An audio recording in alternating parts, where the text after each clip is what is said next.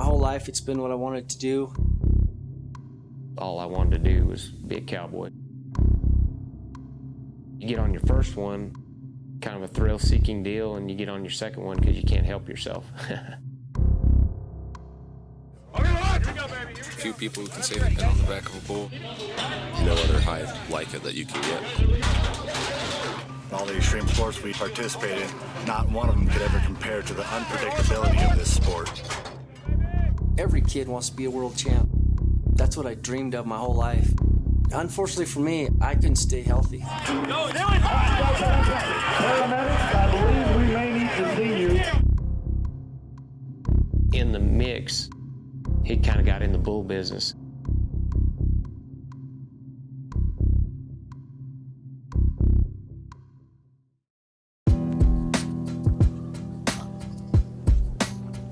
Ty loves taking care of those bulls. Big time contractor around here. He's got some good bulls. He cares more about people and animals than he does himself. Your hand slides down. Very passionate about the whole sport. 38.5. I would like to introduce to you. I get a lot of good feedback. Hey man, we really liked when you talked about your bulls. 90 points on that bull at the National Western Stock Show. He has a very successful stock contracting business, and in order to do so, you have to have pro rodeo quality bulls. He's had good success, whether he's taken bulls to the PBR Finals and taken bulls to the National Finals. I'm not sure that I really was infatuated with riding. I thought I was, but I think it's just being around these animals. And then I was finished riding bulls and I couldn't stay away. His passion is just the Buckin Bulls, and that's a full-time project.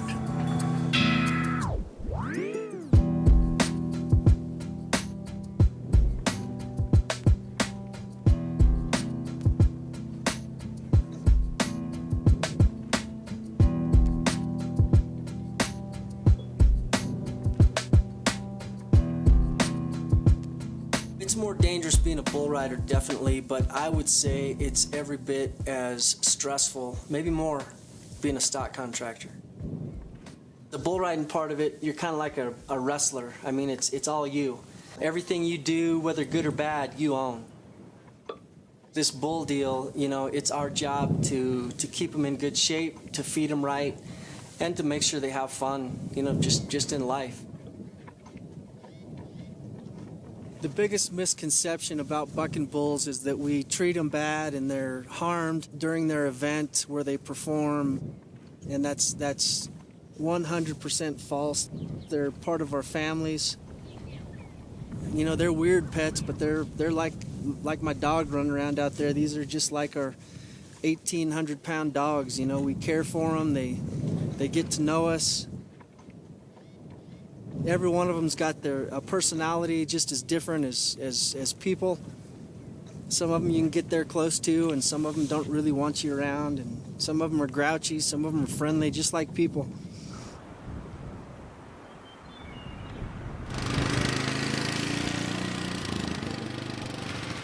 They kind of get to know a voice and maybe kind of recognize people from time to time, and when I'm out here feeding, I come out here by myself and they get used to just seeing one person out here.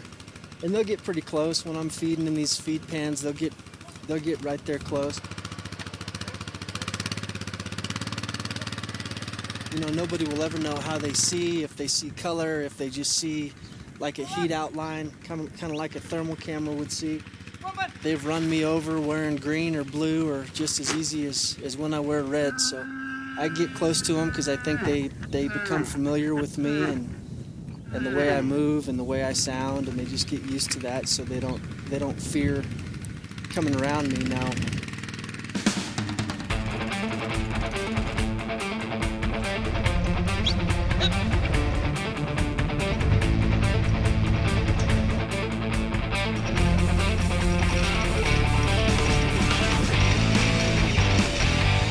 Like a racehorse trainer, I gotta feed them right and keep them in good shape, and the rest is up to them. They've gotta want to do it.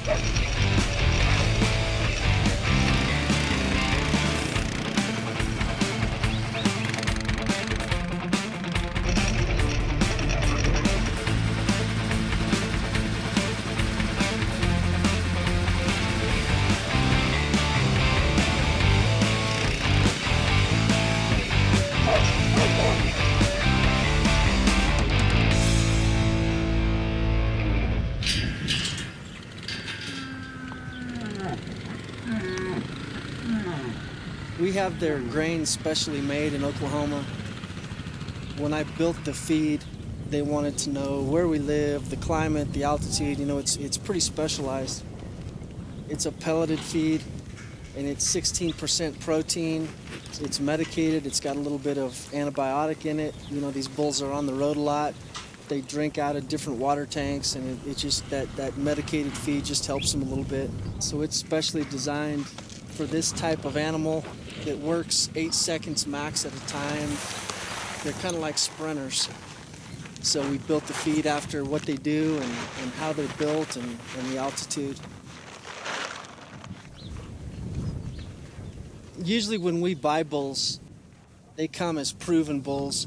You know, somebody will call you and maybe send you a video of a really good bull that they have. You know, I like for them to bring that bull here to the house or get that bull away from their home arena and just see what they, you know, how they buck here at my house or somewhere besides their house. What makes a good bucking bull is, first off, their desire to want to buck. I mean, if they don't want to buck, there's nothing we can do to make them buck. They have to want to buck. If they've got that desire and they're a good athlete, then they'll be a good bucking bull. This bull we're looking at right here is S19 Perfect Storm. He's been to the PBR World Finals in 2015. Some of these bucking bulls are kind of considered to be like professional football players. You know, you see them on the street or at an event and they're good guys and they shake your hand. And that's kind of how this bull is here at the house and in the back pens. But I'll tell you what, when it comes game time, he changes and he knows his job and he's very good at it. A lot of the pros, when they find out that they have him drawn at a certain place, they won't even go get on him. They turn him out. You're not so bad. What makes him so scary is he bucks really hard and he's really mean. One of the NFR guys told me that he's intimidating. To me, they're kind of all intimidating, but he adds a little more to the intimidation, I believe. 2 world champions, J.B. Mooney and Guillermo Marchi, had Perfect Storm in Colorado Springs at the World Arena several years ago. And he bucked both those guys off. Within 2 days, he bucked 2 world champions off. That was 2015, that year he went to the PBR World Finals.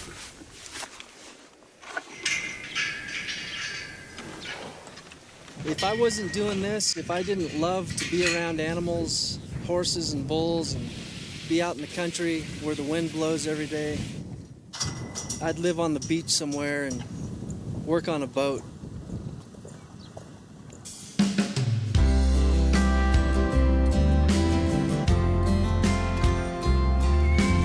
I could sit all day on the fence and just watch these bulls move and watch them interact with each other. And I love watching guys get on them, and I love watching good bull rides. And I sure don't mind ever if they ride one of my bulls for the full 8 seconds, as long as the bull does his job and it's a great ride.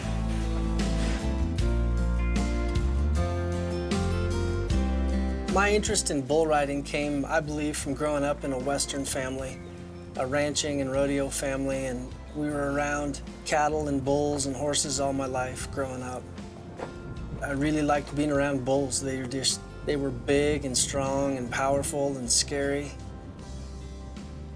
We took him to a lot of rodeos and he just, you know, he really enjoyed, I think he enjoyed all of it, but when the bulls came, you know, it was time for the bulls, he really got into it. I remember at Sterling being plastered to that chain link fence. My little cowboy boots were through the bottom deals and I was hanging onto the fence. But the rest of the events didn't really interest me. Mom and Dad went to a horse sale in Oklahoma and they were gone for a week. My brother and I decided to build a buck and shoot down there while Mom and Dad were gone because they wouldn't allow us to build one.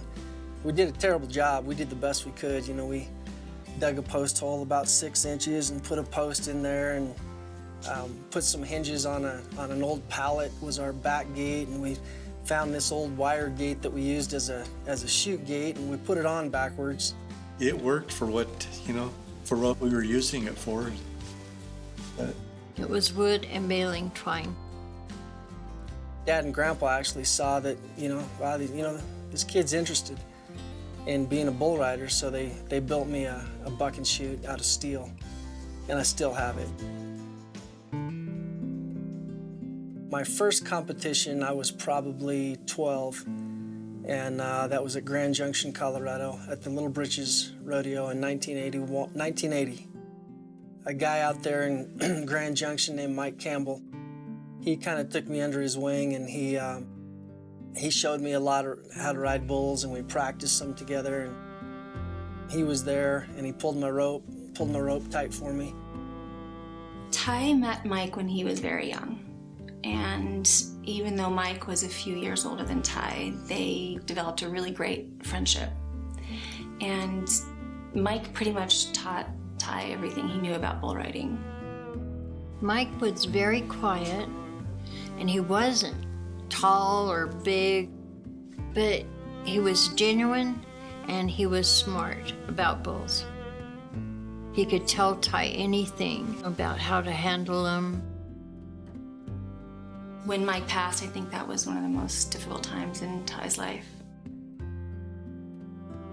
He was 18 and I was 14 when he was killed at a high school rodeo in the bull riding. Of course it was hard. I mean, that was the first guy that ever took notice or took interest in me and wanted to show me, and man, he rode good. And I liked his style as a man and as a bull rider. He spent a lot of time thinking about it, and I think it was a very difficult decision. I mean, it could have very easily swayed him against the sport, but instead he just became even more resolute in becoming one of the best. Losing Mike never made me want to quit, but it inspired me. The Campbells went to the state finals that next month in June and invited me to go with them, and that was really hard. And they had a memorial trophy made up, and it was the Mike Campbell Memorial Trophy that was going to the state champion bull rider. And they told me, they said, we're going to give this until you win it. And it really touched me, and I didn't think I'd ever win it, but that was in 1981, and in 1984 I won it. It was just an achievement for him to have won that trophy of Mike's. It's my absolute most prized possession. I'd give any buckle, I'd give any saddles, I don't care, you take it all, but that, I'll never get rid of that trophy. It's the last one they gave.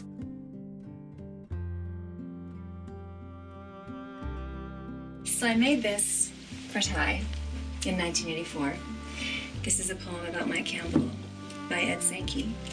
And this is Ty's number from high school state rodeo finals in 1984. Give me an old straw hat and a pair of blue jeans, and I'll know where I'm at and what life really means. Let me ride the rodeo trail and do the best I can. May I stay proud and clean cut and trusted by the shake of a hand. Just a chance, Lady Luck, that's all I'll ever ask. The challenge of a good buck to be worthy of the task. Most important of all, may I be a good sport and answer the call when a friend comes up short. For I love the rodeo game, love it with all my heart. And if God should call my name, I'm ready to make a new start. It's a poem by Ed Sankey, and that's on Mike Campbell's headstone. In college, he got Athlete of the Year, Student of the Year. That was because he was smart. They called him the contradiction because how could he be so smart but ride bulls? And this cowboy can flat ride bulls. Ty Rinaldo, cowboy that had great success. Ty was always very well respected as a bull rider. And as a person in general, he's very humble. I think that's always what's drawn people to him. He's very approachable. He showed such a passion for bull riding and such a great talent at such a young age that it seemed to really grab the attention of a lot of the great bull riders of the time. His greatest attribute is also his downfall. He's just such a nice guy. He's too nice, you know. And I always give him a hard time about it and poke him about it. Won some championships through high school and college and into the pros. He looked at NFR tapes all the time. And then we taped him. He'd go through those tapes and look at everything that he did or didn't do. It was really his love. He was in the top 15 one year for a while. He was very good. He was very good. Ty was one of those guys that had the same passion I did. He loved the sport. He loved the challenge of it. I don't think he ever got on one without believing that he was supposed to make the whistle. He was supposed to make that qualified ride. One of the top-notch bull riders in the sport of rodeo, Ty Rinaldo. Come on, boys! That's rare for guys to have that kind of drive. He was willing to work out, to deal with injuries, and to rehab, to do what he had to do, to always be on his A game. Ty was consistent. He was aggressive. He liked to spur bulls, especially away from his hand, which is a lot of guys can't do that. There's no way to really tell how good Ty was could have been, just because he took the college route. He didn't get in the hardcore mix of it until later on. When he was in high school, went to Glenwood Springs, and he got bucked off there. So then he was taken to the hospital. And that doctor there told him, "You have a Roger Staubach brain, and it won't take much more." We made him quit for a little while. He finally sat us both down, and he said, "I really want to do this." So we talked it over and decided to let him do it again. You're injured a lot when you're riding bulls, and the degree of the injury is kind of based on pain tolerance or whatever. I don't know. It just seems like you're have some sort of injury all the time. Occasionally, when somebody gets jerked down and head-to-head on a bull, those are pretty catastrophic. But really, because of the size of the animals, the greatest injuries come when you're stepped on. Some guys get away with a lot without having a lot of injuries, but I was pretty prone to some very severe injuries. I had my jaw wired for 5 weeks and lost a bunch of weight. I was still riding bulls, while I had my jaw wired. I had a knee rebuilt that put me out of competition for 14 months, and several others that, that just weren't quick to heal, so I could be back on the road. Tore a tendon in my ankle and had to have that operated on. Bicep tendon tear. Unless you've been on one, it's hard to imagine the forces that happen in 8 seconds. Guys will walk out of the arena with stress and strains and injuries that people in the bleachers don't see, stuff that wouldn't happen in a 2-hour football game. People don't understand it, and I ask them how long a car wreck takes. And that's the closest illustration I can give them. A lot of things can happen really quick in that car wreck. It's the same thing in bull riding. July 23rd was at Cheyenne, Wyoming, at the Cheyenne Frontier Days for the PBR there. Bull he got lucky. I just didn't do something right that day, and the bull beat me out of the box a little bit and got me set back and come down and hit the tip of his horn and pretty much broke everything from right here, broke everything in there, and I had to put 68 screws and 12 plates in my face and a 13-hour reconstructive surgery that night in the middle of the night, and was in the hospital for 5 days, but I'm back on top, back riding bulls, doing what I love. You got to be kind of about half wild and crazy and not have a care in the world to be a bull rider, and that's why I think that's the draw to it. Is like it'd be like jumping out of an airplane. It's the same thing. I mean, that thrill and that, hey, I could die, but at the same time, it's like, oh, it's an exhilarating feeling. Basically, the name of this game is just to stay on the bull. So however somebody needs to feel that they need to do that, I mean, it's different technique for everybody. But use this one leg on either side and one hand in a rope. Try to jump it. No jumping. When you get to the stage of where you can ride and you understand the mechanics of bull riding and you kind of master that, then it is all between your ears. It's all where you're at confidence-wise, mentally and stuff. I've heard guys say that 80% of it is mental and the rest of it's in your head. It's definitely physical. You know, you got to be in shape. You've got to be flexible. You got to be strong. All of those things matter. But in bull riding, I'd say 80% of the sport is the mental part, the emotional part. You need to be very clear-minded and open-minded and relaxed and just crawl in there and nod your head and rely on your practice and your instincts to take over so that you can do your job. Because there's no time to think. When a bull moves to the right, you can't tell yourself, I got to move to the right. It's got to be an instant reaction, an instinct, and instinct is built through practice and mental training. Started not too long ago and just been trying to get on as many as I can, and it's been a good time.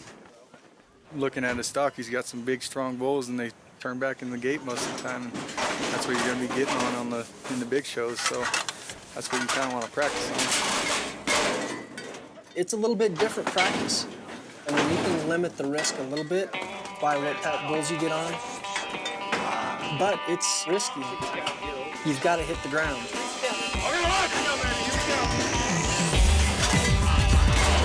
Whether a bull just jumps and kicks out through there or jumps out of there and turns back and spins hard and maybe bucks, chances are that you're not always going to land on your feet, probably very seldom. So you're going to hit the ground, and that can cause damage.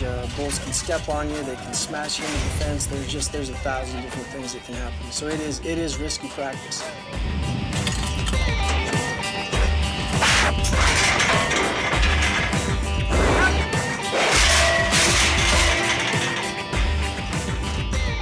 If you try to convince them not to ride bulls, I mean, I know if somebody would have done that to me, I'd have done the exact opposite. And I know my kids would have done it. If I would have said, no, you will never be a bull rider, they would have told me every day, Dad, I'm going to be a bull rider. That's just how people are. But so I gave my kids every option. I mean, you guys can do whatever you want. You can be a bull rider if you want. But as I said that, I'd go get a video of me getting wiped out and show it to them. And my son Tanner, he decided one summer that he wanted to get on some bulls, so we bought him all the equipment. And I never pushed him into it, but we bought him all the equipment, and he got on some bulls that summer, and he got wore out. I mean, he got stomped on and run over and drug and hung up and smashed into the fence. And he looked up at me. His helmet was crooked and half off, and he said, I don't want to do this anymore, Dad. I'm like, yeah, thank God. But I started riding calves when I was about 4 years old. And when I was in second grade, I seen the PBR on TV, and I said, well, that's what I want to be when I grow up, a professional bull rider. And here we are today. It's part of who you are. I mean, you gotta love what you do to do this. And if you love what you do, you don't work a day in your life. So it's not really a job to us. I mean, we get paid, but that's a plus. I mean, we get to have fun and we get to do this, and we're not going to get to do it forever. And I mean, words can't describe the feeling what it is to ride bulls. I just love riding bulls.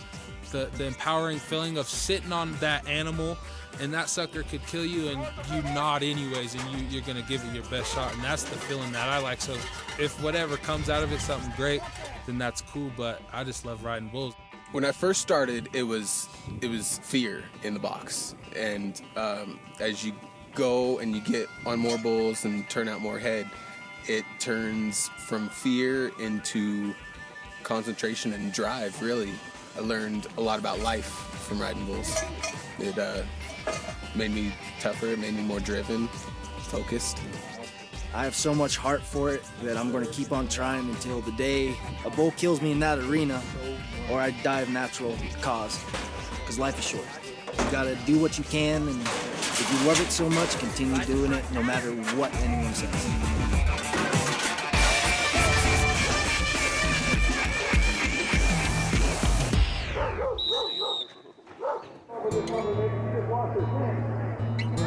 Lord, I just ask for your safety watch over us, and help these guys just execute what they've been shown this morning. And again, that you would keep us safe and that we can honor you even as we buck and ride bulls. In Jesus' name, amen. I grew up watching my brother ride bulls. It is not for everybody.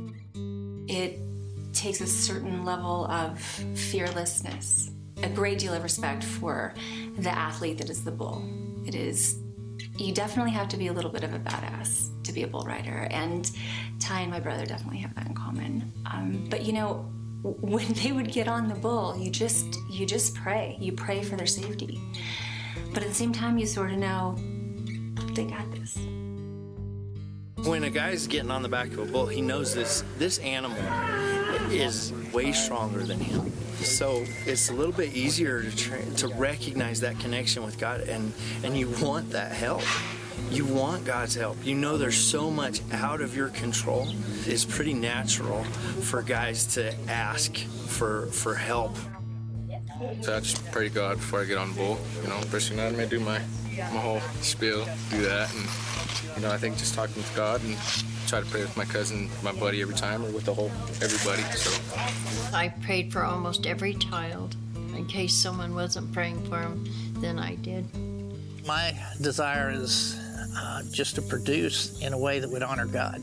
That my efforts there, Colossians 3:23 says, whatever you do, do it heartily as for the Lord rather than for men. If you really live that and you believe it, it takes the pressure off because you're not worried about impressing people. You want to do what you do to honor the Lord with it. Please, God, let me be safe. Yeah, just that. Just, and not just for me, but for everybody. You know, the rodeo guys and the stock and just protection. I mean, you're struggling maybe, and you're praying for God to help you get to the next one or whatever, and then there's times you're just praying that everything goes good. And I mean, most of the time that's what I was praying over my friends, praying over the event, stuff like that. So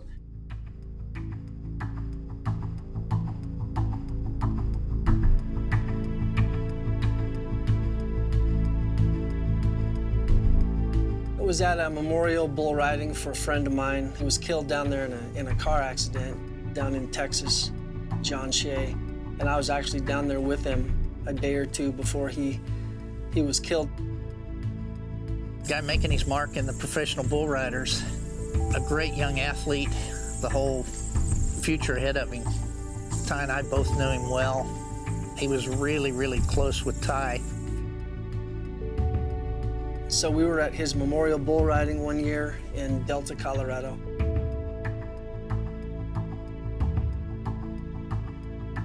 The TV station was there, and I was kind of their person of the night for some reason. I want to see if I can't kind of be on the judge's side for 1 minute. One of the guys that I would compare Ty to was his traveling partner, Cody Custer, the world champion bull rider. If you look at any world champion that loves the sport, and then you add not only natural ability that some of them have, but the work ethic, and Ty had both. He was a natural athlete, and he worked like he was a guy that had no athletic ability. He was going to do everything it took to be at his very best. First bull I was 84 points on, and the second bull that I had drawn that night was a bull that John Shea had raised. His name was Johnny Rotten. This is Ty Rinaldo of Grand Junction, Colorado. And this might be the match of the night. The bull he has drawn is called Johnny Rotten. Number 90 was his brand number, and he was very dreaded. I mean, nobody wanted to draw him, and nobody wanted to get on him. One of the top PBR bull riders had him the night before Ty had him. I think it was Troy Dunn. I think Troy lasted like 2 jumps. You know, guys would find out that they had him drawn, and you still have to pay your entry fees, and you also have to pay a turnout fine, but you just don't get on him. You know, save yourself for next week. I wasn't very smart. I got on him, and it was almost like he knew when your upper body was being slammed forward, because he'd throw his head back and just, you know, meet you in the middle. He's one of those bulls, like the famous Bodacious, that unless you really bared down and tried, he wasn't going to jerk you down. The only guys he really hit and hurt were guys that were intense competitors that were going to try to the very end. Ty Rinaldo, rather. When he was getting on that bull, he took his wrap and he was just about ready to nod his head. And Jack Shea was standing behind there. Johnny's dad. Johnny Shea's dad. And Ty looked up at him and he said, "This is for you, Mr. Shea." Get shit right. A bull called Johnny Rock. Go, do it! Wow, out. Paramedics, I believe we may need to see you.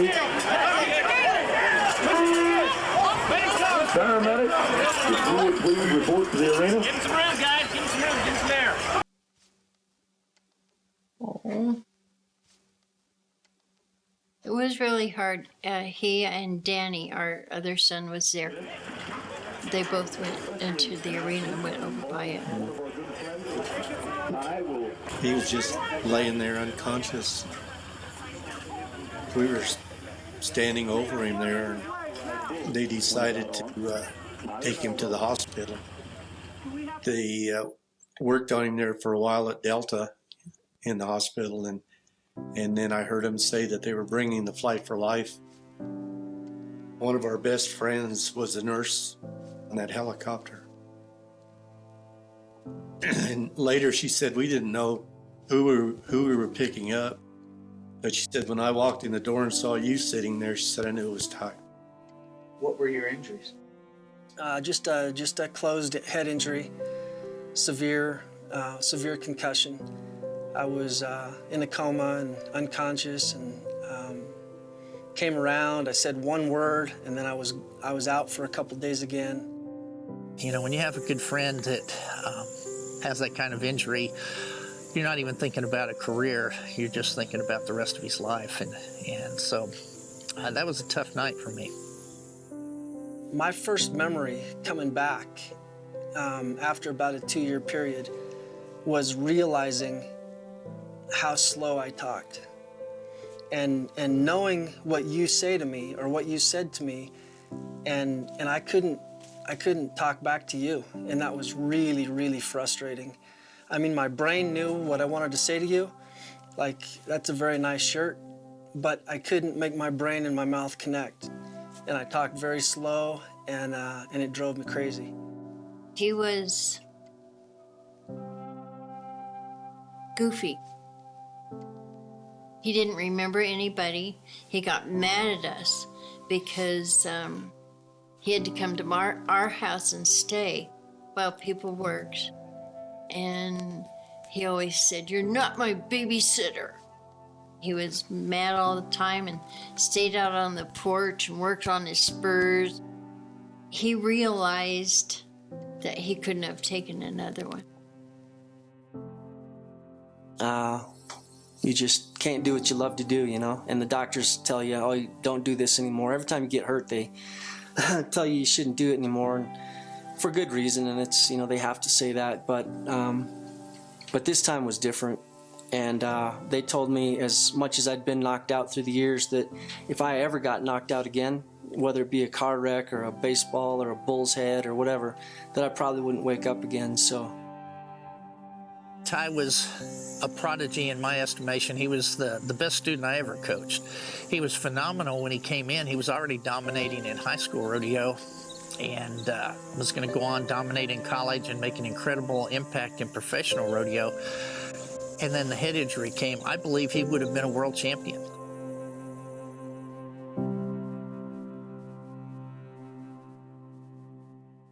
You know, I remember when Lane Frost got killed. Lane and I were good friends and just a really good guy and everything. And I was injured at the time of Lane's death.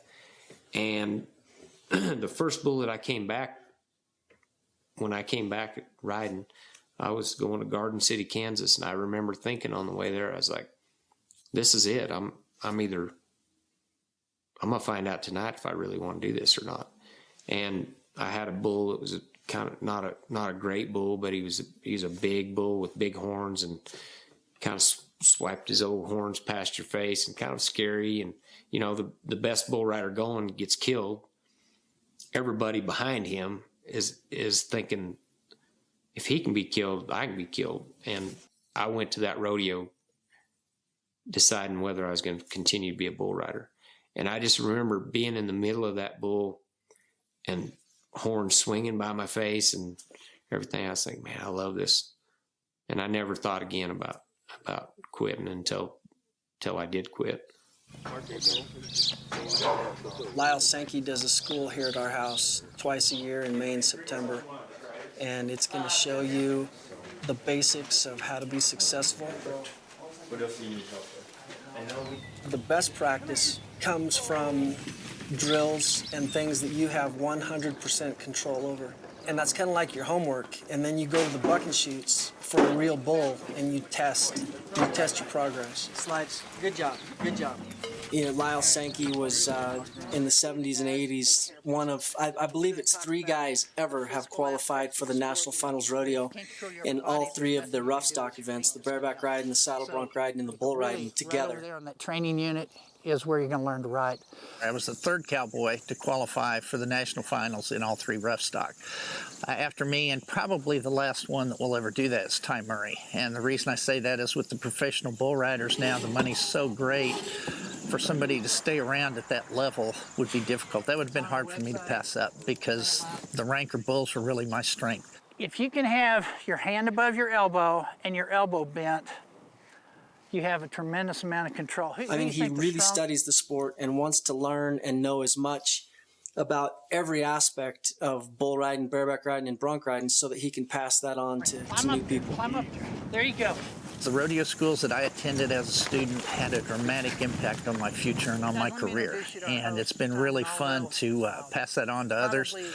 We've had world champs. We've had guys that have led the field from youth rodeo to high school to college to the professional ranks.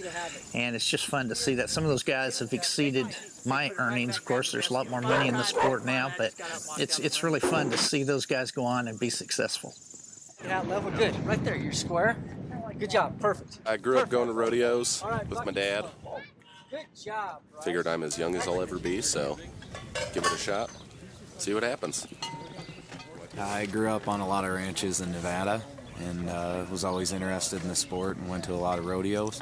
Ever since then, I've just been crazy about it and never really had the opportunity. You guys are training your minds right here, so make sure you do it perfect. Feet in front of your rope. Dad didn't really care, but Mom was scared. Yeah, I wasn't too excited about the idea. Yeah. But he always likes to do things that nobody else in the family's ever done that are kind of risk-taking, so I knew it wasn't good to argue with him, and he'd keep pursuing it, so thought it was a good idea for him. New guys or girls coming into a clinic or going to a school to learn how to ride is going to save them so much time and so much money. You know, it's a great plan for them to invest in themselves and spend the upfront cost and go learn everything they can in 2 or 3 days at a school. The equipment, how to ride a bull, how to get off one, the dismount, the hang-up procedure, the shoot procedure, and learn how to go home and work on drills. And that way they're not going to rodeos for 3 or 4 or 5 summers and trying to learn how to ride bulls, and their buddies who are doing nothing but trying to help them that may not really know how to do it or know the steps to make it easy to learn. If there is a safe way to learn how to ride bulls, this is definitely it. Free hand all the way up. Feet in front of your rope. Pick your butt up and be nodding right there.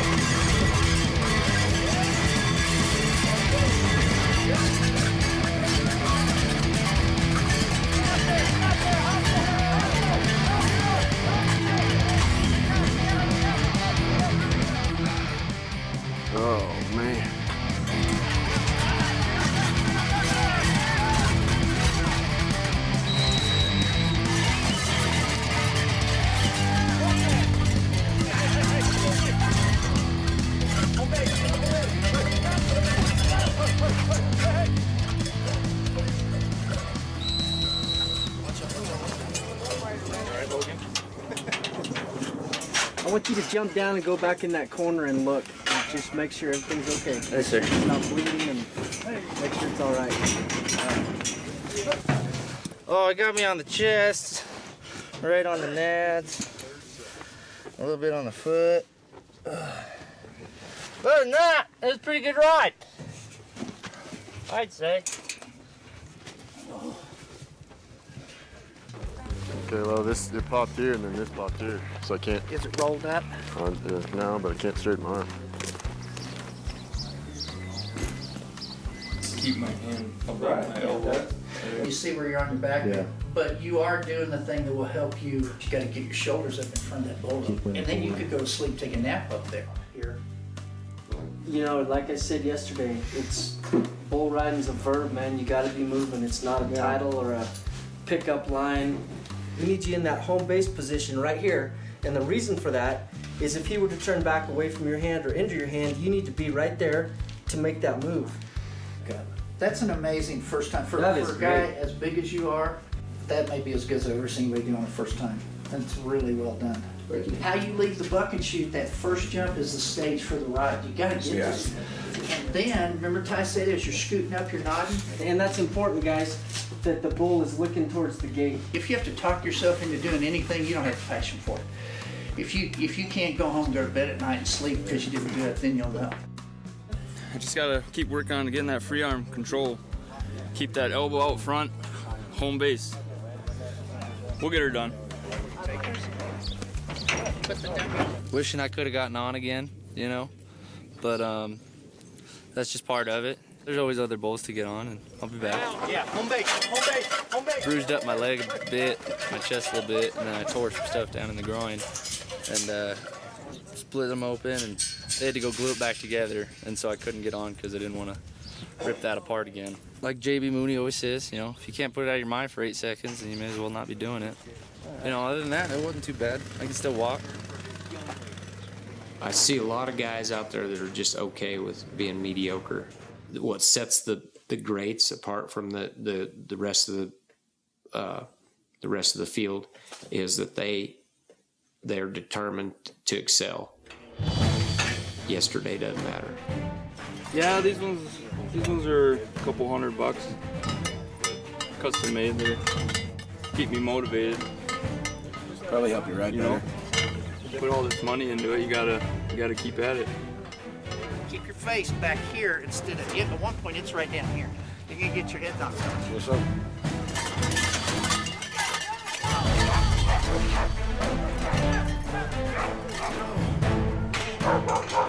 Good job. Like I said, he was going, if he hadn't have been there, he may not have. It's almost like he's going to see you and want to come that way, but if nothing's there, he may just jump and kick down the pins. Gotcha, okay. I mean, I think he did great on that. Bullfighters are lifesavers, you know. I mean, they used to be called clowns a long time ago, and these guys hate that. They're there to distract the bull when the guy either jumps off or more likely gets bucked off. The bullfighters, they know how the bull is moving and where to go, and they call it shooting the gap, where the bullfighter steps in between the fallen rider and the bull to distract the bull, to take the bull away so the rider can get out free. And they're also there for hang-ups, you know, to keep the bull lined out so that the rider can take care of business and get himself out of the hang-up. That's a good one to end it on, man. Things are coming in. I was going to say that might have been the biggest effort I've seen all week. That dropped his elbow. That's huge. That's huge. Guys, I appreciate so much y'all being here. Appreciate you making the school possible. You get to learn a little bit about handling livestock and what it's all about to be in that business. I think there were some sensational efforts today. I'll tell you what, Brian, this man is going to go places. I really appreciate having you here. Thanks, buddy. Nolan wins the ride-off. Thank you very much. Wonderful to work with you. You bet. Thank you. You know, with the media coverage in rodeo today, gosh, it opens so many more doors in business for the future, for the present, you know, from endorsements to future career ops and sponsorships. It's been more work I've ever put into any school, and I think that's where it made the difference for me.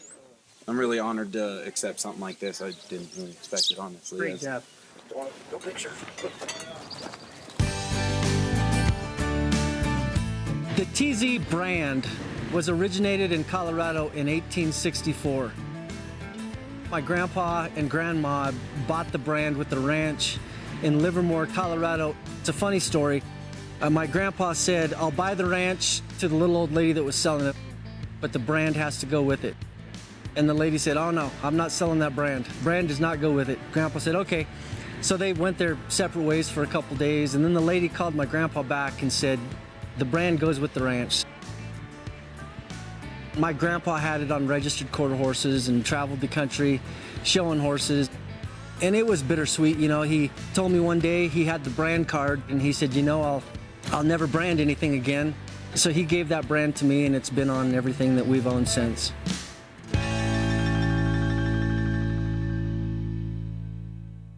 I remember sitting in class in junior high, and I've still got the lists of bulls, you know, and the teachers thought I was taking notes for class, but I was writing bull names down and what they looked like, you know, like Indian Summer, you know, just bull names that I'd heard going through the years, and I've got the list. I can't remember any bull names, but I mean, I would write their name down and what they looked like, and maybe their bucking pattern. And all right, well, one day I'm gonna have bulls like this one day. And so here we are. He's been to all the PBR finals, the NFR. He loves his bulls. As stock contractors, we've been to the NFR and PBR finals in 04, 05, 07, 08, and 15. And it's a long haul to get there. They watch your bulls all year, so you're trying to do the best job you can at home to keep them in shape, keep them bucked regularly. It's a lot of work to get to the finals. You know, once you get there, it's kind of nerve-wracking and scary, but it's sure fun. I believe that as well as feeding these bulls right and keeping them in shape, maybe the most important part of my job as a bull owner is to make sure it's a good experience for these bulls. Because I'll tell you what, it doesn't take much for them to want to quit. The main thing with the young bull is bringing them up through the alleys and just teaching them that nothing's going to hurt them. The first couple times they do it, they're scared, they don't really know what's going on. But then after a while, they realize that, hey, there's nothing to this. You know, nobody's going to hurt me. And we bring them up the alleys, we put them in the chute, we leave them in the chute for a little bit, and get a broom and brush their back. And the first couple times, they kind of throw a fit, but then they get used to it. They know nobody's going to hurt them. And after a while, when they're ready, we'll put a remote-controlled dummy on them. And this dummy's a 25-pound box. It's all padded underneath, and it's got a pen in it with the remote control. And we'll let that bull go 2 or 3 or 4 seconds and just kind of see what he does and push the pen and he bucks it off. And you can kind of see in his eyes that he's like, hey, I bucked that thing off. So next time you bring him in, he's going to try a little harder, and it's fun. Bucking is, you know, it's not easy. I mean, they're in the professional sport. It's like a football player going to practice every day. I mean, it's tough. You know, we work them. They enjoy it, but we work them. If you make it not a positive experience for them, they could very well quit. I was at the first PBR event that I ever took bulls to in Nampa, Idaho.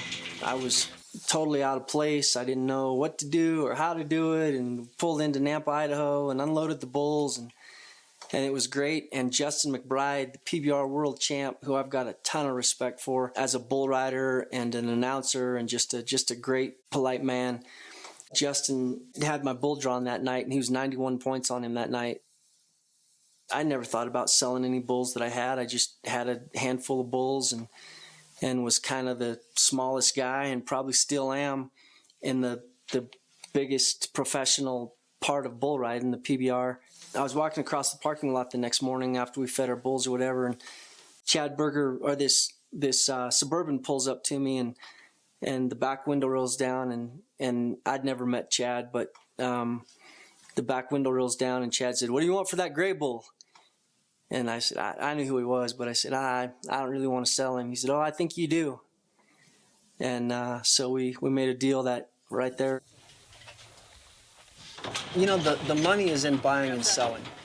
You can either keep the bull and take him to the NFR or take him to the PBR World Finals. You know, hope they do good again next year, and maybe they'll do really well. Or you can sell them You know, when somebody offers you some money for them, you know, take it. You might have to sit home that year during the NFR or the PBR World Finals, but, you know, your bull's there, and you sold him for a good amount of money. We sold a bull years ago that went to the PBR World Finals twice after we sold him. We took him once, then he went 2 more times after we sold him. There's a more concentrated quality of good bucking bulls now than there was back when me and Ty were going. It's more of a riding contest. Back in the day, like I'd call back for a rodeo and know what bull I had, and I was like thinking, yeah, I'm gonna win this one easy. Or, oh my God, I gotta get on that one. A good bucking bull is just like a good bull rider. A bull that conserves his energy and relaxes and is patient. And when he goes in the bucking chute, he knows it's time for business. I talk to JB Mooney quite often, and he doesn't even find out what he has. He doesn't care. He gets to the event. He's just got to do a job, and he knows that. And I guess that's a really good way to go at it.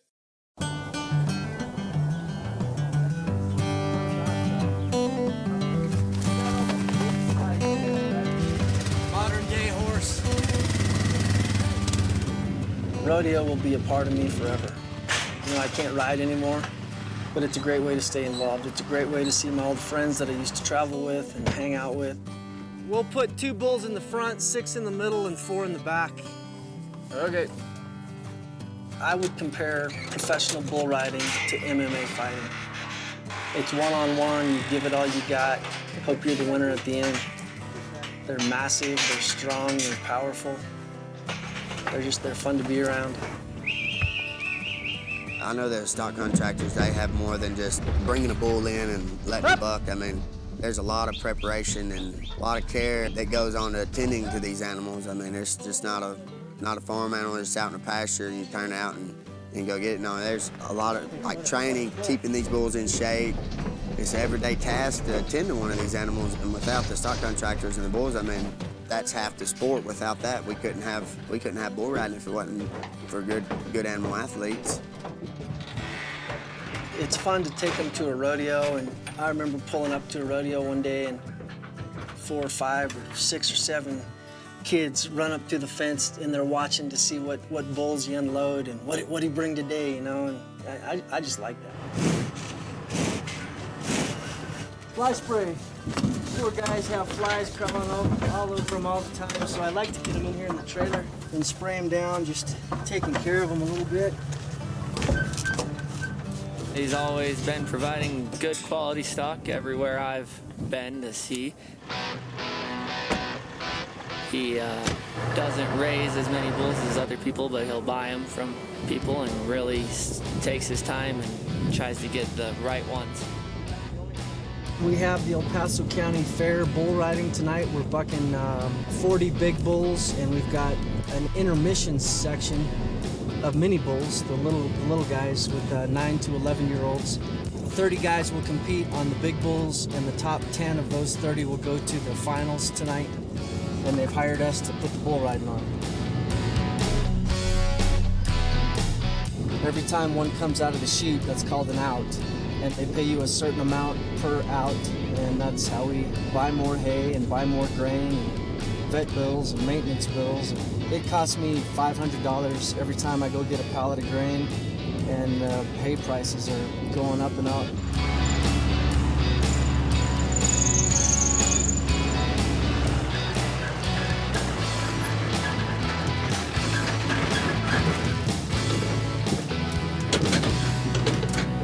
That's good. I got one more trailer coming like this, and then the semi. I'll go, I'll run over and get the keys to that backhoe over there. And then once that trailer comes, we'll drag that sucker over here and get it set up. Or we could try to move it by hand. She's a little hefty. Okay. Yeah. All right, thanks. Yeah. Ready? Yep. That'll work, bud.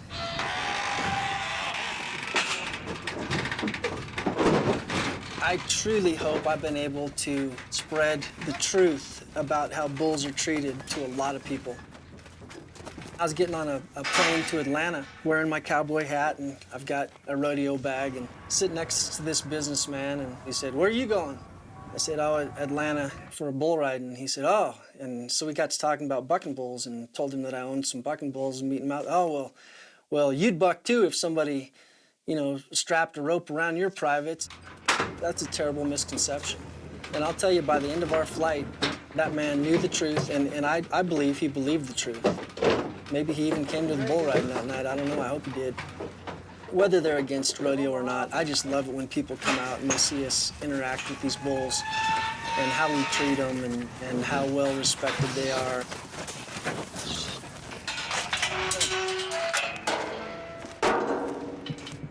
TZ hooks. What do they do?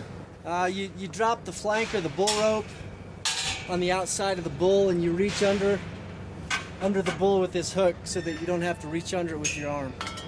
The flank goes around their flank exactly like a belt goes on us, and it actually about the same tightness as a belt on a human to hold your pants up. It doesn't touch their privates. It doesn't go. I mean, think about that. Who would be the poor, unlucky person to have to reach under there and wrap that flank around there? I mean, and it would be harmful to the bulls, and that's not what we're after. So it doesn't touch anything, any part of their privates. It just goes right around their flank, and it's just a reminder for them to kick. They're trying to kick the flank off. It's kind of like tickling somebody or getting tickled under your armpits. You know, it's not. It doesn't hurt. It's not uncomfortable. It's just you know, you pull away from it, and you don't want them to tickle you. So that's kind of like the flank on a bull. They're trying to kick it off. We're going to be setting up a turnback fence here in a little bit, and it's a fence to make the bull riding arena smaller. When the bulls come out, they're going to spin right here close and do their job. After the guy's off or gets bucked off or jumps off, the bull's gone. You know, if we leave it this great big arena, the bull's going to be gone. We'll have to have guys on horseback to maybe rope the bull or get the bull out. That really makes the performance long. And that way, when the bull's done with his job, you know, we open the out gate right here. The bull sees the out gate. He's going to come right through here into the strip and shoot. They'll close that slide gate behind him. When he goes through there, they'll pull the flank off, and then he goes back to eat his dinner.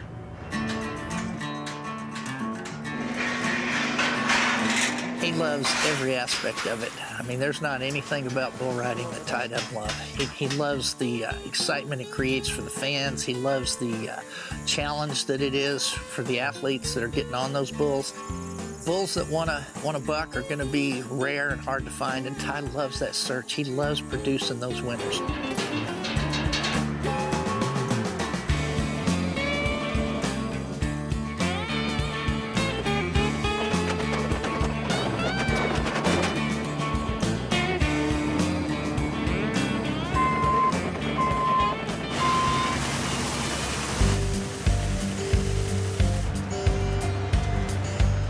Fun family deal. You know, my boys they've learned a lot about taking care of animals and hard work. I think ranch and farm kids, just Western kind of kids are good, hard-working people anyway, but my kids, they really know how to work. And we all pitch in, all four of us, and do our best to make it work. My dad says not to get into the business, but I don't know. I'd like to, you know, stay with these guys as much as I can and maybe help them here and there, but I'm not really sure what my future holds with these guys. Hopefully I can stay in this sport as much as possible. I could flank them real quick and then flag, or? No, you need to be in the arena. Okay. Do you want to flank too? Because it don't matter to me, I don't care. We got to have the same person flagging the whole night though. If you don't want to do you it, can't switch? No. Okay. Yeah, it don't matter.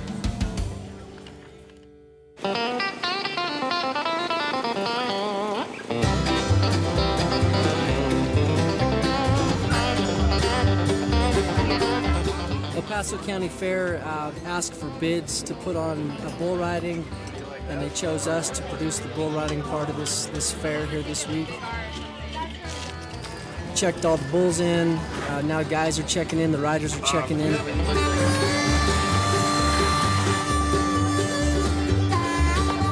Prior to the event, it's our responsibility to take all the entries, to find the guys that want to come, to set up some of the sponsorships. We have $5,000 added. So the guys pay a $100 entry fee, and that money is put into a pot, and then we take $5,000 more and put it into that pot, and then we split that up.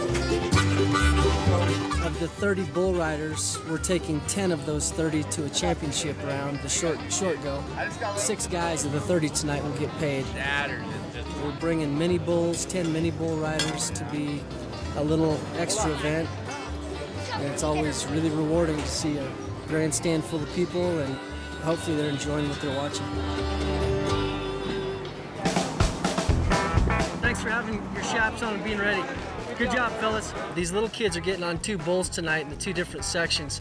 The guy's names go in a hat, the bull's numbers go in a hat, and it's a random draw to see which bull they get. Otherwise, everybody'd always pick the easy one. If the guy nods for him and the bull's looking towards the back and you start opening it, just feed him slow until, yeah, perfect. And don't rip that gate out of his hands. I'm going to be announcing tonight. You just want to give the crowd a show. You want to make sure it's just great for them. So my nerves get worked up and my mind's just making sure everything is ready to go. Stock contractor's ready because I don't want to start without him so I don't leave them behind. Tonight will be the flag man. I'm just guy that tells the secretary when to start and stop the clock. When they're about to buck, that's when I'll flick my flag and that'll be the start of the stopwatch for the 8 seconds. I'm kind of like a backup if the judges' stopwatches don't work. Should we slow down? No, I'm serious. I don't want anybody to miss it. And I want to introduce those cowboys to you right now. Jesus Ortega, Avery Moreno. We pray that the stock bucks hard and the cowboys are sticky and that all stay safe and healthy. And it's in his name we pray. Amen. Are you guys ready for some bull riding?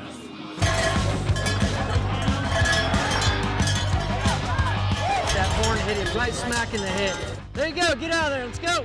Giuliano is from Sao Paulo, Brazil. This is a guy who finished in the top 30 in the world. I'll give you a number and you go just tell the number, okay?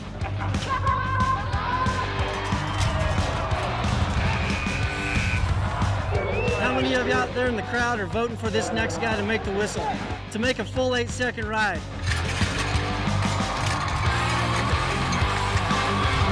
Who's on this bull, guys? Can we roll him to the front and just hold him for a little bit? Go ahead, guys. Thank you. Go, Brandon! Go! Go! You're good. You're good. Good job, man. Good job. Tucker! Get a score! 77.5. Oh, wait, what? Go on the other side? Yeah, go on the other side. Roll him all the way up, guys. He'll be our re-ride. Clay, this next kid is from the Seminole Indian tribe. He lives in Brighton, Florida.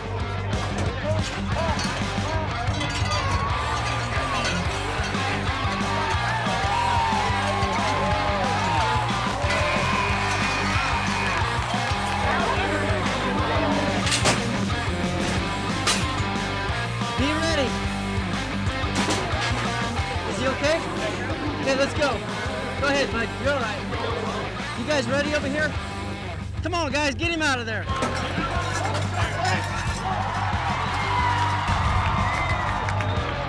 Aren't these kids cool? These are 9 to 11-year-old little kids, and they take a little bit longer in the chute, but they're young and they're scared and they're just kind of learning. These are full-grown bulls. It's like they were stuck in the microwave and shrunk them. Are you already watching this cowboy to make the qualify grab your stuff?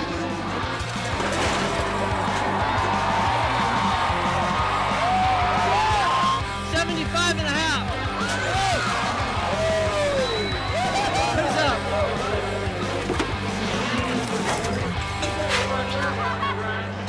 You guys ready?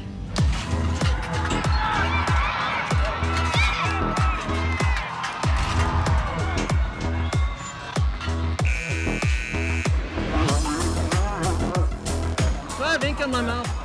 I just wrote in my mouth, didn't I? Okay, thanks.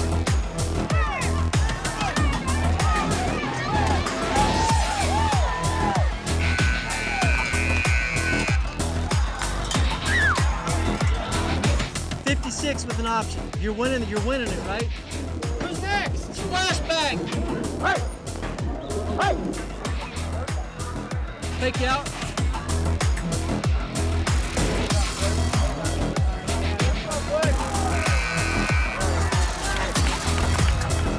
Get him up. Hey. We're good.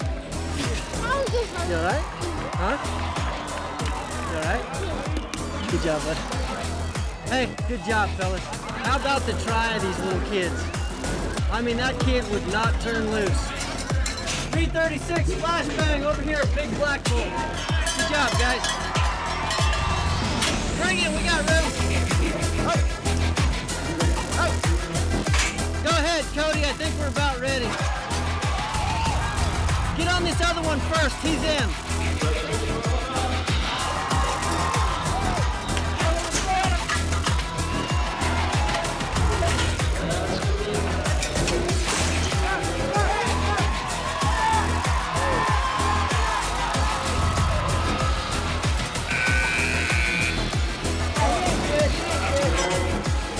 Give him a chance to breathe. He'll probably be all right, guys. Thank you. He's good. Thank you, guys. You know, these cowboys, you can't tell them anything. 46 boom shakalaka, purebred Brahma bull. He's got the big hump and the floppy brisket. Guys really like to draw him. He's a nice bucking bull. Can they hear me over there? This is 336 flashback. This is the hardest bucking bull we own. This bull bucks really hard. That bull's got every trick in the book. I'll tell you what, that is a bucking bull right there. Another TZ bucking bull. Some of the best bulls in the business here in this short go. Fun night. Kelton Smedley from Florida. There's your beautiful buckle. Great job, buddy. Appreciate that. Devin Burbank is the 2018 El Paso County Fair champion mini bull rider. Good job, buddy. Good job, bud. All right, now cover that thing up. Oh, good job. Good job, buddy. Thanks, man. You guys want to break down some panels?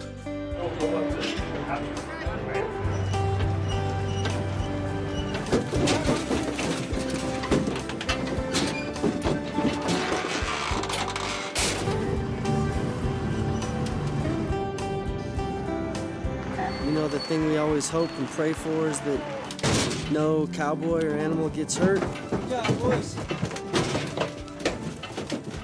It's always good to see your rodeo friends and see some good bull rides. We had an 82 and an 87 point ride, and great crowd. And the Paso County Fair was a great group to work with.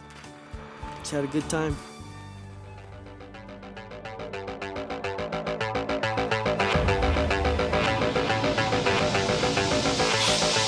It's not my dream, it's his dream, but I'm not gonna just sit around and watch him. I'm not nervous yet, but it might be different once I get in there. Gonna be a dream come true. Every time I'm watching, I'm thinking I've got to try it at least once before I die. Jump out of planes for fun, so it can't be too bad. Same thing, so got to try it, you know. If today's the day, give it a shot. Love this so much this year long. Good job.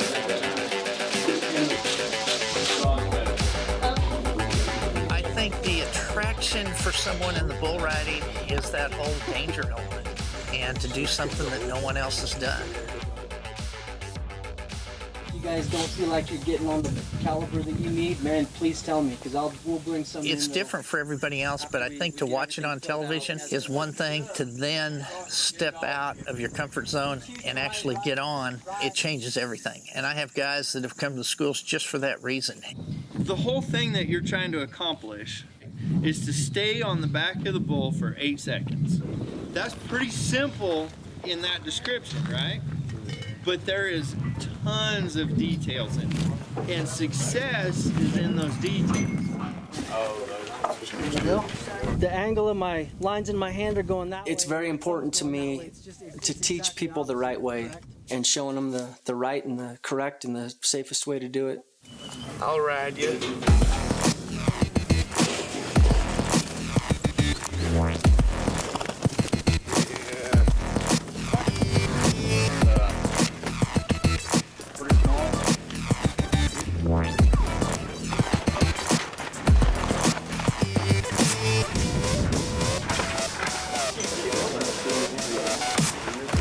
As a right-handed bull rider, When a bull goes into my hand, or excuse me, to the right, that's into my hand.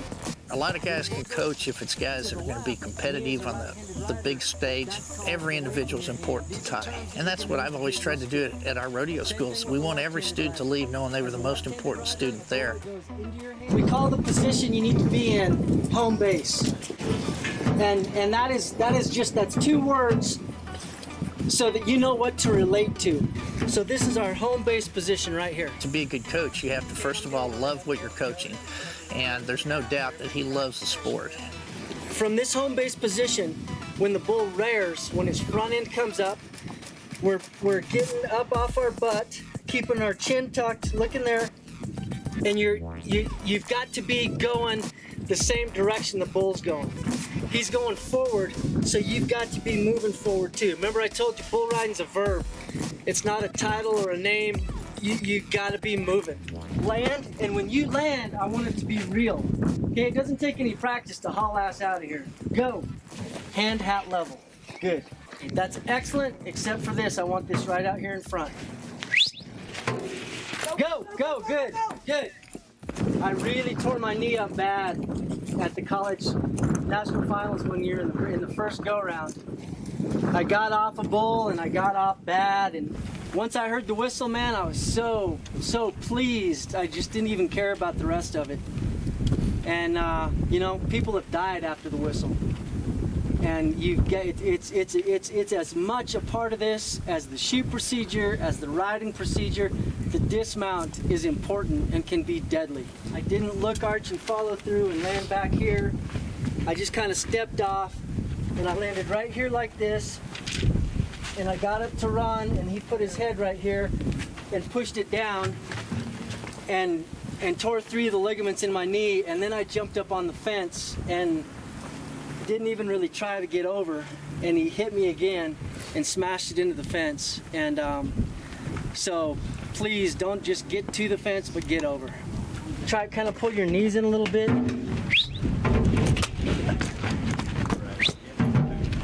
Good job. Keeping your shoulders in front of your hips. Good job. That's great. A lot of guys, especially muscled up guys, man, they get up there with their t-shirts and you can see all these bulges. Here's that big muscle dude we're talking about. See, if it works like this. When you hear home base, I want it to go to your mind what that looks like, okay? Don't just say it. Think about it, get it down to what it means. And if you do it wrong, who cares? But if you don't hustle, then I really care. And if you open your hand, most of the time you're gonna come right out. Here, I can lock in with you up here and stay in my spot and get you out. Bull riding in Spanish is called jineteando. Jineteando, that's just the same thing, bull riding.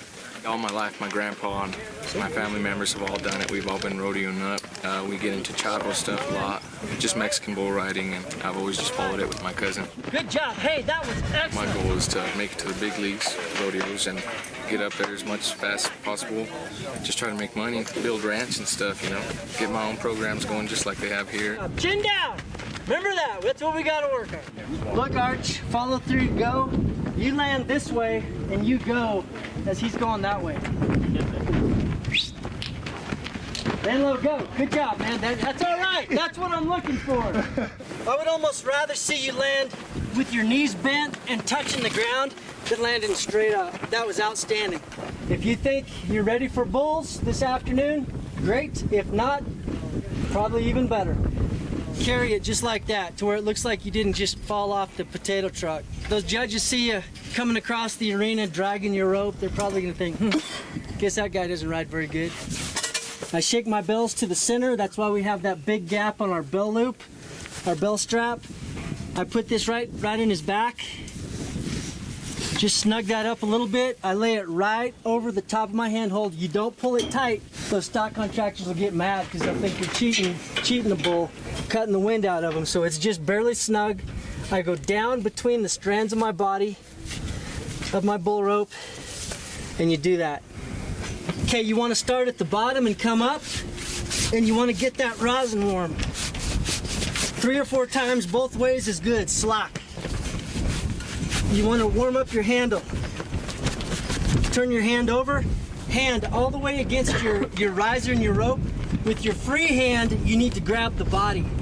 As he's pulling, it's gonna wanna slide this. And if you don't have a hold of it, you're gonna say, oh crap, wait. Now the stock contractor's mad, the arena director's mad, the crowd's mad. They don't wanna see your crap in here. They wanna see you try to ride this bull. That gate opens, boom, I'm right there. If you're like this, you've got to make a move to get to home base. We're trying to limit the moves. With more moves, there's more mistakes.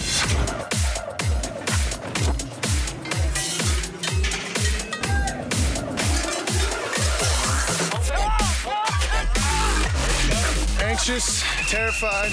I just can't believe it's already over.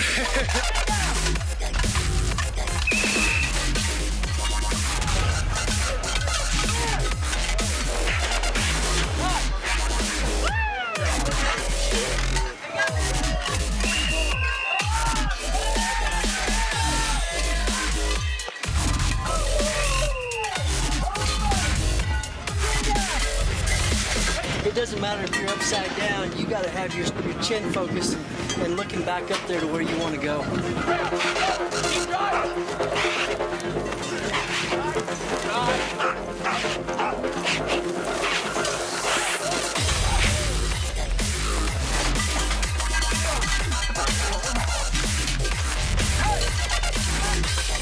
The rodeo schools are unique in so many ways, but the risk factor is there, and it goes up dramatically if a student is not plugged in, if they're not dialed into what we're doing. And the safety things, I know it seems like we come across really hard sometimes, but when we do, it's not about a ride technique or whether they're gonna dial in there or not. That's gonna be up to them and where their future is. But if it's a safety issue that affects them there at the rodeo school, then we have them reevaluate it, try to get them to make notes because the risk factor is so high. That's when the intensity steps up a few levels, is to keep them safe. Hey guys, did we ever say anything about when you get off, just stand there? You see the freaking horns on that bull? That was not good, man. That was a great ride, a great start, and a terrible finish. You've got to save your life. You've got to get your butt out of there. Okay. Please, I don't want you hurt. You've got a lot of talent. You need to show us that from start to finish. Just get your butt out of there when it's over. Sometimes you got to be stern, but there's, most of it, there's a time to be stern. Most of the time, it's patience, letting them make some mistakes. But this is a very dangerous sport, and if they're doing something that, could get them injured, we kind of have to raise our voice from time to time. And I make sure that you compliment them every time they do the smallest thing correct. I'm sure to compliment them on that. You were the last one here last night. You are really trying to learn. I want you to finish it right here. Yes, sir. I'm proud of you, man. You're working hard. Remember we talked about yesterday about how you deserve to win? Yes, sir. Win. Got it. Now listen to Joe. Got it. So stay focused right here. Home base. Home base. Home base. Home base.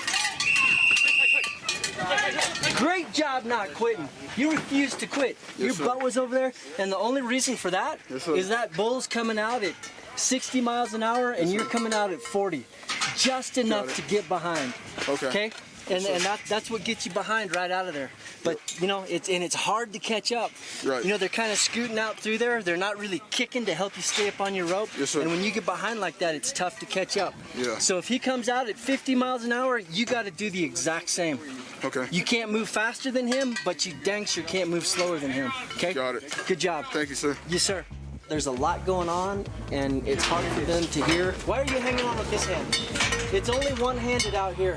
In the bucking shoe, you gotta have two hands. They've got a helmet on, they've got 1,000 things going through their mind.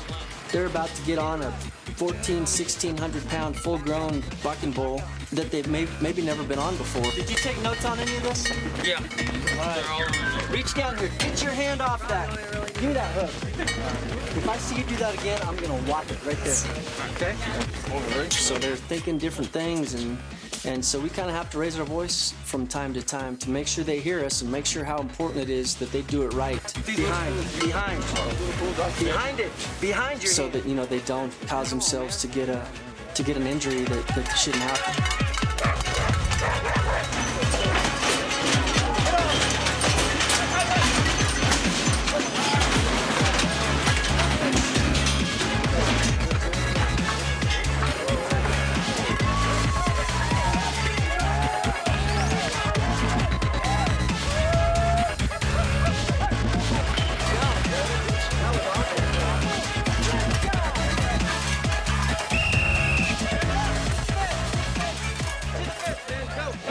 came out of the gate like I'm up to the side already.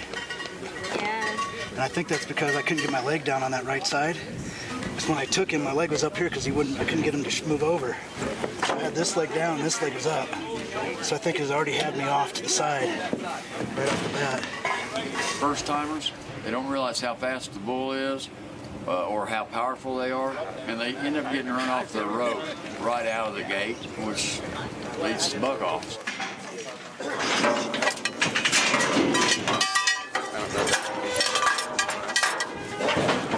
These are good?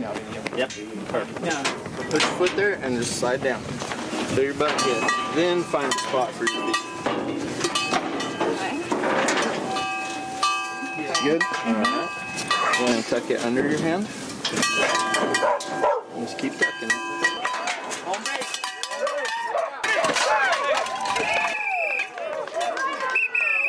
Oh, it felt good. Different though than what I expected. Everything that they teach you, kind of do the best you can. It was good though. I think I've got, oh, look at that. Broke some skin.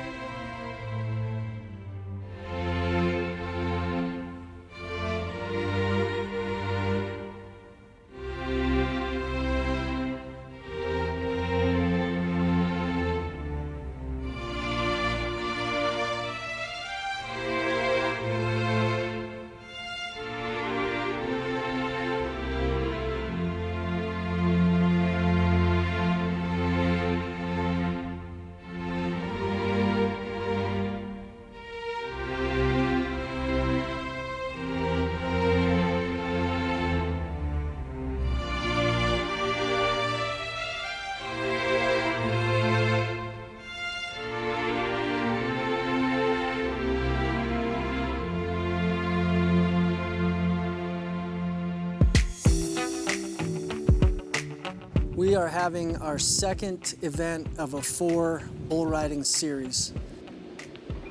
It's just a little jackpot. About 20 bulls will be bucked. Just a little local event, something fun, and keep the bulls in shape. Do a little bull riding every now and then. The weather is very icy. It's a little chilly, but we got the heat on. We're gonna have fun. I'm picking on the paramedics over here. We're paying tribute tonight to firefighters and EMS and police officers. You know, it's fun when you do your own events, you can kind of pay tribute to whoever you want to do, and so tonight's emergency personnel. We are going to have a demonstration intermission tonight. It's just a good way to honor our first responders. I'd like to thank the guys and girls for their service. Correlated with that is PTSD, and I know it's different for everybody. We got a new call at mile marker 34, northbound, vehicle in the ditch. I retired a year ago from 25 years in the service. And for me, it was an accumulation of bad calls and dead people and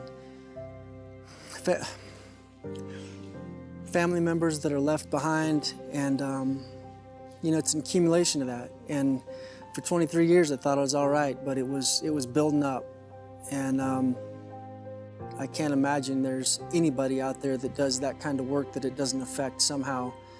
And sometimes it's quick, and sometimes, like me, it was 23 years and I didn't feel anything, and then it hit me hard.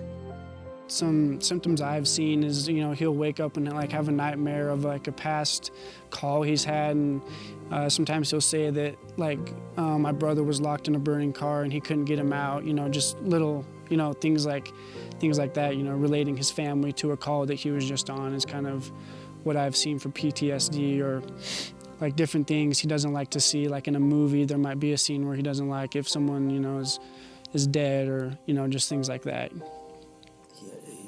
I think it's so different for every individual that, you know, people don't know how to act around us or how to help us. And I'm not even sure myself, so no, I don't think it is understood very well.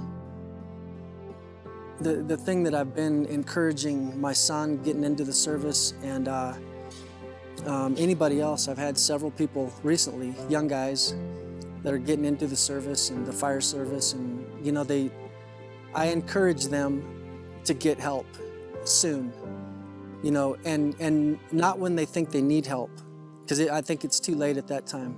I think they need to be seeing a counselor, and they need to be talking about things, or a family member, or whoever they're comfortable talking with. They need to get that stuff off their chest. Because for me, it was 23 year buildup, and then it explodes.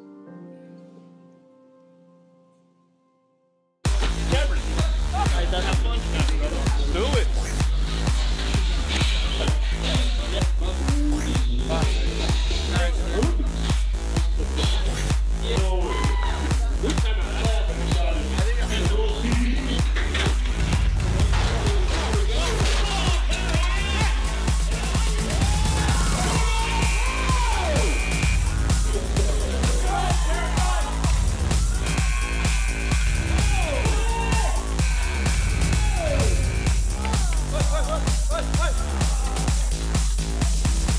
How many people have actually used a fire extinguisher?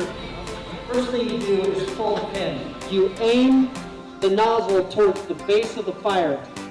Third thing you do is squeeze the handle and sweep.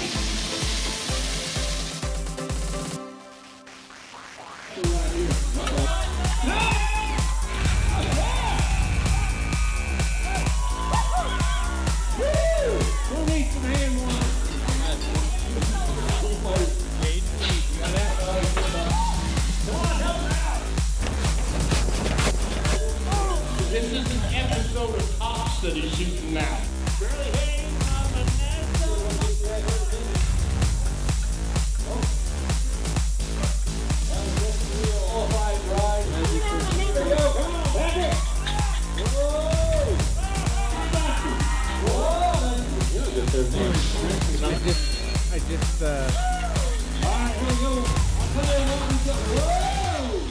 Taylor just bet me $500 that he could ride this bull. I hope he rides it.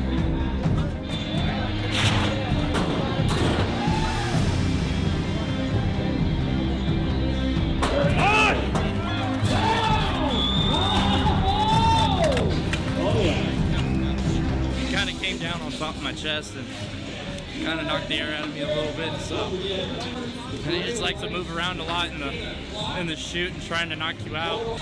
I couldn't beat him to that first jump out, and it was rough. It was really rough.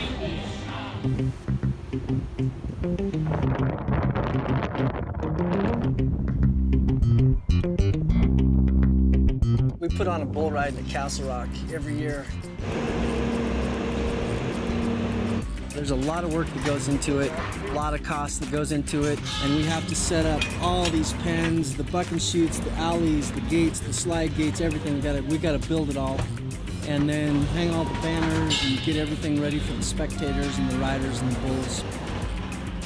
A good time, you know, you get to see friends that you haven't seen for a while from out of state, and it's just a good family event. I can't do it, Captain. I can't do it. You know, he has so many good people that help him to set up the arena.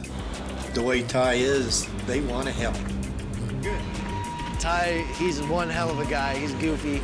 He's strict, but he makes sure everyone's taken care of. This place costs thousands of dollars to rent. and to attract the riders and the bull guys with added money. I mean, all of that is by sponsorship. Then you have to take the entries. You find an entry day that'll fit your schedule, and there's a lot of work that goes into it, but it's fun. I always enjoy game days, so it's worth it. So let me ask you, how are you doing today? I'm doing great. So what do you think about this event? Oh, I love this event. How are you feeling? I'm feeling great.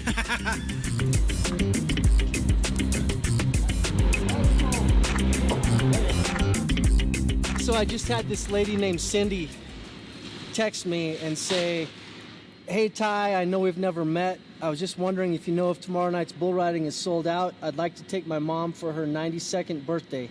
She loves bull riding." And I said back to her, "If it is sold out, I will still get you in. I don't think it will sell out.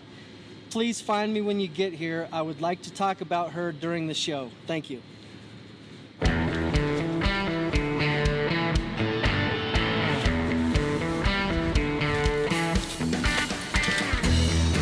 You gotta have a crowd, and you gotta make it enjoyable, and you've gotta make it long enough, but not too long, affordable, good family fun.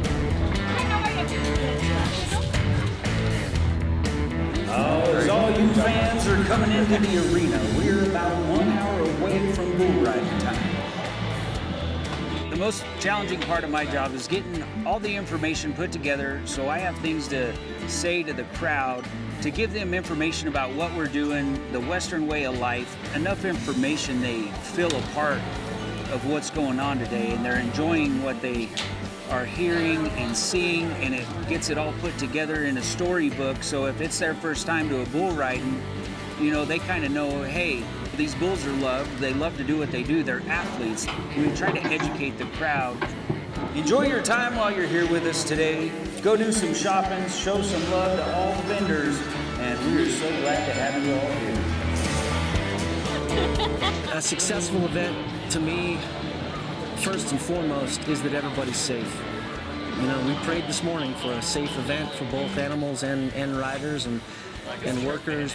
And then, of course, you want to make some money so that you can do a better one next year. I guess you got me on the microphone so I can't cuss.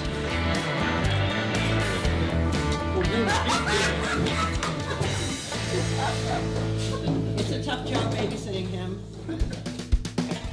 I'll tell you what, I'm so thankful and so blessed. I mean, I've got guys coming from Texas and all the southern states where bull riding is huge. And they're like, we can't even get 25 guys. How do you get 90 guys? And I've got 90 guys entered. Plus I've got 25 or 30 guys on an alternate list that will be here just in case somebody gets hurt or somebody doesn't show up and they're ready to get on. Okay guys, hey, get strapped up and just like, hey, would you lead them out there? Come here for a second. I mean, it's nothing I do or nothing, you know, it's nothing from me or us. It's good timing and it's a great location. It's a month after Denver's Stock Show Rodeo, and it's good timing. There's not a lot going on in the rodeo world. You know, we get a lot of bulls coming to compete, and we get a lot of riders coming to compete. So every night I update all the changes. You know, bulls might get sick, or they might be lame, or stock contractors just want to change a bull, and riders get hurt, or riders are sick, or riders' truck breaks down. So I have a lot of changes within that 2-week period when you've got 90 bulls and 90 riders coming up.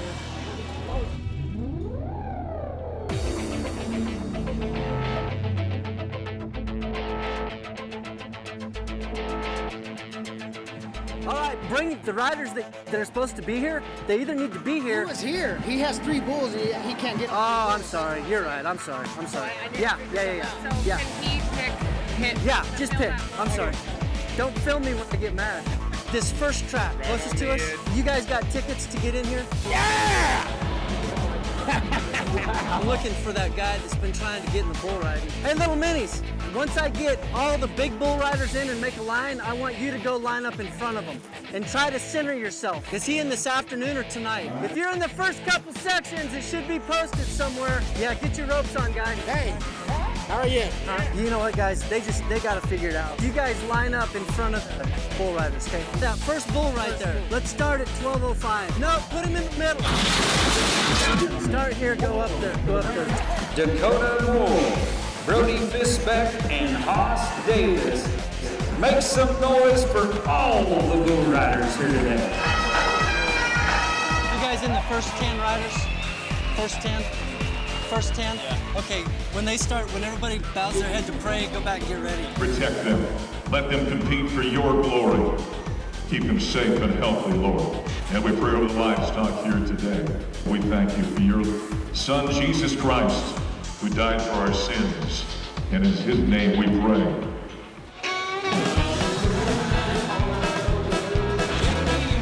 When Clinton is talking, he's the main announcer. J.D. Schultz has also got a microphone on. He's the entertainer. There's not much time or room for me to talk. Would you please go tell him 3, 2, 1, 4? That's the first 4. Every now and then there might be something I know that these guys don't about a rider, or probably more about a Buckin Bull, especially one of mine, where they came from, where they've been, who they've bucked off, successful rides on the bull. So I try to fill in a little bit just to kind of educate the crowd on something that these guys might not be talking about. Today is a bull challenge as well, so the bulls are going to be getting scored just like the cowboys. They're teamed up in groups of 3 on the bulls. Those stock contractors bring their own bull riders for the most part.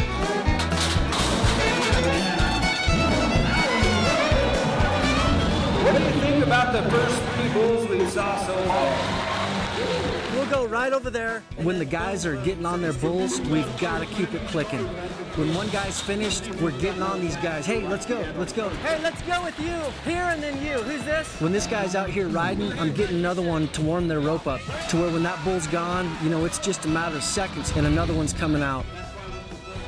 We try to keep the show to about 2 or 2.5 hours.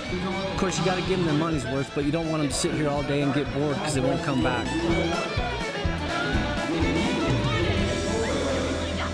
For all you bull riders hanging out back there. Every now and then I'll go to a bull riding, and I love to watch how the back pins work. I mean, the way those guys move, they're patient and they don't yell. They're really good at what they do.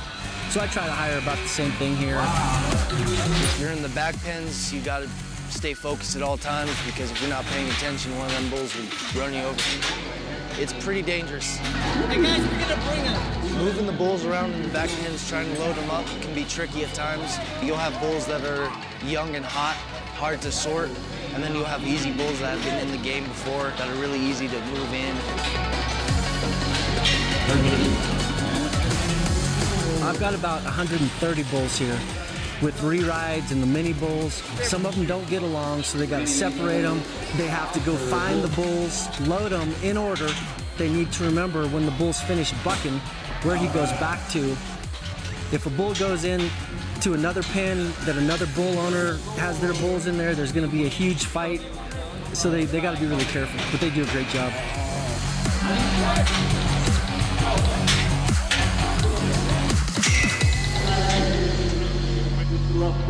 I've seen you fly like 15, 20 feet. I think it's important.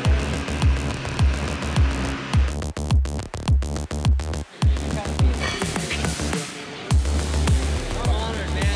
Thank you guys. Yeah, he said, hey, would you like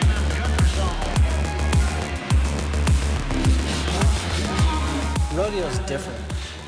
And that's one thing that really intrigued me as a professional rodeo athlete, was the competition is between me and that bull. It's not between me and the other riders.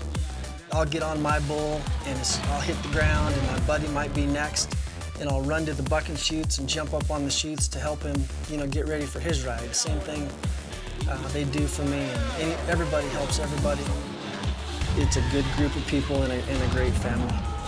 And part of that is because we're not competing against the others necessarily. It's more us against the animal that we have drawn.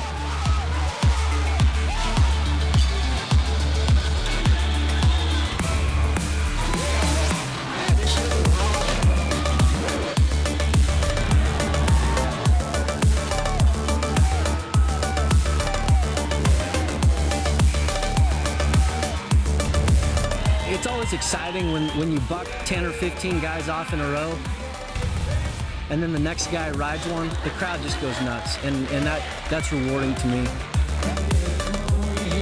second one's going to be 85.75.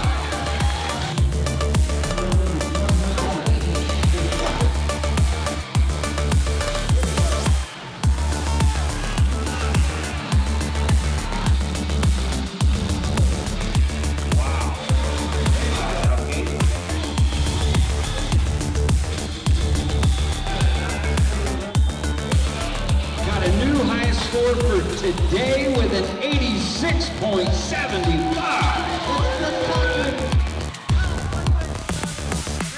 Haven't been on in a while, and I was pretty excited to be here.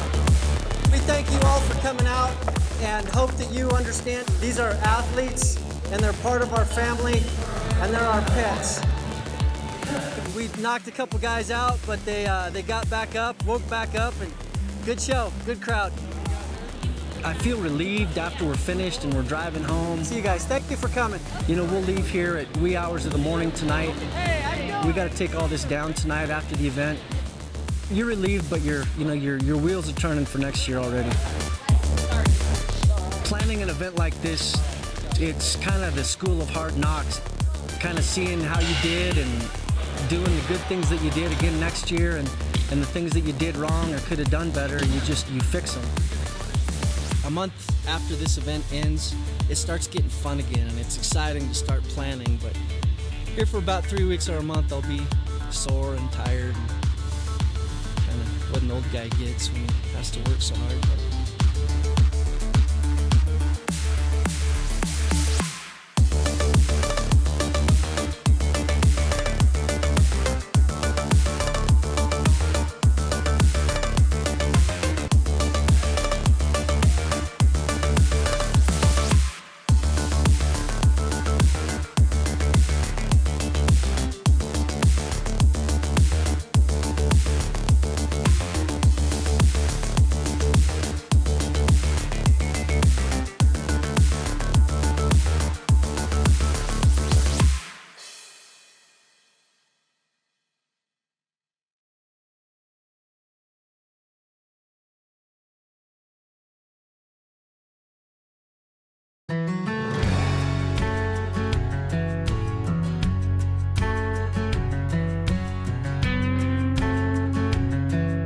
Come back next Sunday. We're all aboard the finals.